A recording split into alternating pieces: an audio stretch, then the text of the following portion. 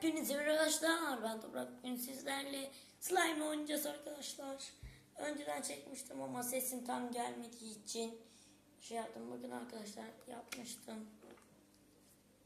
Ama tek bir slime ile ikisini karıştırıp da yaptığım bir slime arkadaşlar. Avucumdan azıcık daha büyük. Çok güzel açılıyor. Azıcık daha kırıyor. Açalım isterseniz.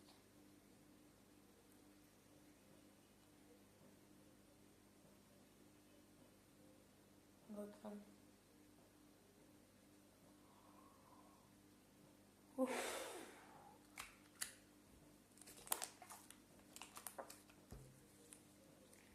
Oynadıkça birazcık küçülüyor gibi sanki.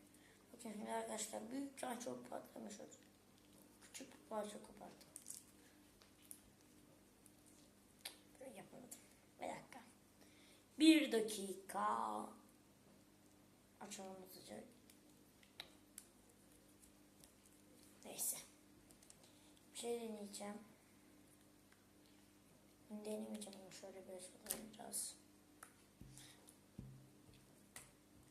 Evet.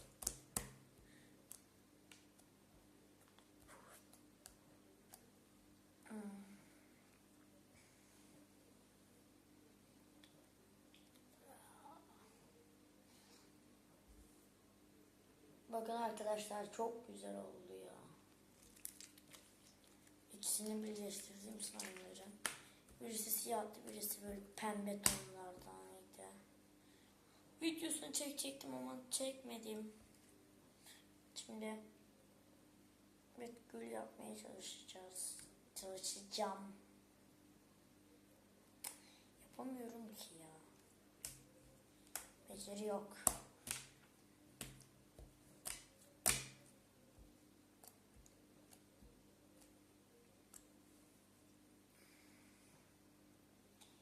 Oo, çok güzel.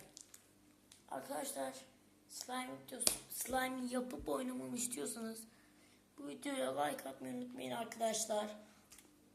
Video like çok yani 5 like gelirse slime yapıp oynayacağım. Dediğim gibi. Görüşmek üzere arkadaşlar. Ona yere bölündü. Son bir kere daha açalım. Hazır değil arkadaşlar, kendim yaptım. Dur.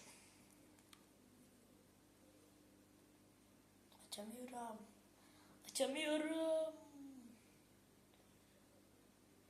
Beni izlediğiniz için teşekkürler arkadaşlar. Abone olmayı unutmayın. Görüşmek üzere ve bay bay.